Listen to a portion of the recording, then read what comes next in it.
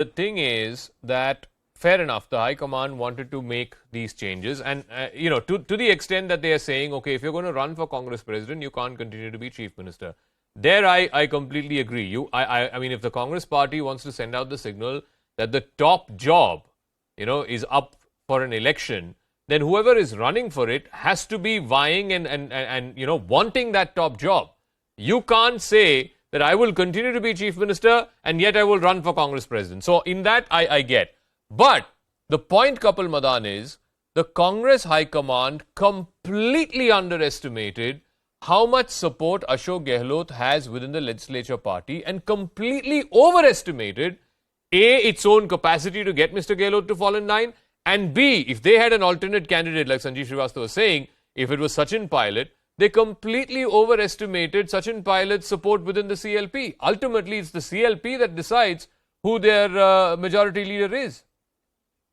So, Zakka, I would like to first respond. I think Shahzad made a remark and he said that it is not a process wherein you are going to elect. It is a process where you're going to select. And I think the fact what is happening in Rajasthan clearly shows and disproves what Shahzad is saying, because had it been a selection, they would have simply allowed Mr. Gehlot to continue as a chief minister in Rajasthan, and at the same time should have also given him the opportunity to run for the Congress president. The fact that they are insisting that you can have only one party, one post, if you are running for the second post, you have to do away with your previous post shows what? Shows that yes, it is a process. It is a democratic process, unlike the BJP, wherein there is a system of authoritarian rule, wherein you don't have an opposition, wherein there is no other candidate. Mr. Nadda just got his second term. So what Shahzad is trying to say here is that there is no other person who could have competed, or there are no good leaders except Mr. Nadda in the party. No, Kapil, I think you're missing. I think you're missing the tree for the woods. One second. Hear me out. Give me 10 seconds. The tree for the woods argument here is this. Hear me out.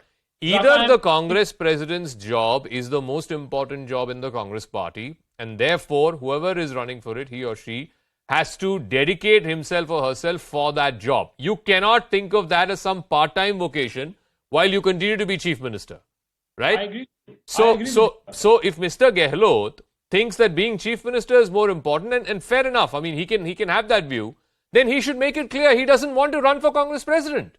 He doesn't think running for Congress president is as important as being chief minister. Finish.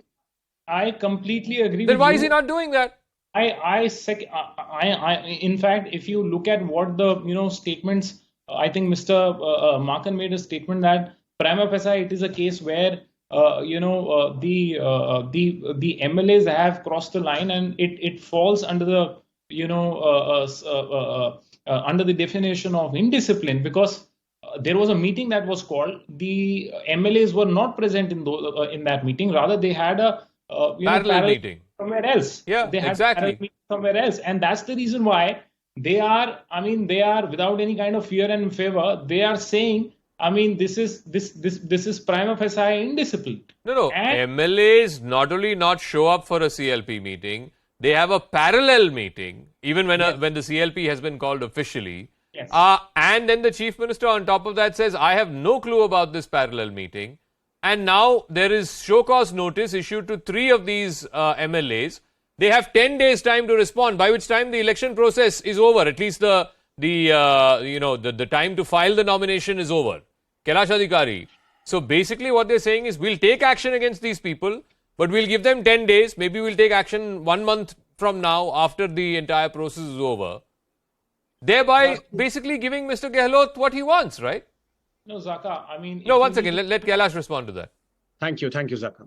Firstly, it is very hard to believe that the Rajasthan chief minister, who is an astute politician and into politics since the past 5 decades, doesn't know about the fact that more than double digit of his MLAs staged a kind of a revolt, and he was not aware of it. That is very hard to believe.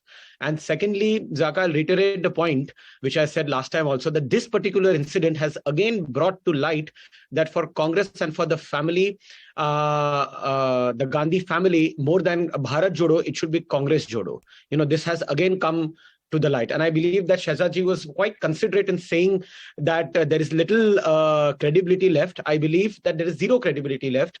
And this all stems from the fact where Mr. Rahul Gandhi had sent that one man, one post within the Congress party. And this has all, if you see the crux of the matter, it has all stemmed from there. And Mr. Rahul Gandhi, as we all know, the 8 years of his political performance is a testimony to the fact that there is no credibility left. And everything stemming at the one state that they have, apart from Chhattisgarh, it is all turning into a turmoil. And now, more than Mr. Rahul Gandhi, the arrow of zero credibility is moving sadly towards Mrs. Gandhi, and it's high time that the Congress introspects rather than Bharat Jodo. It should be Congress Jodo. No.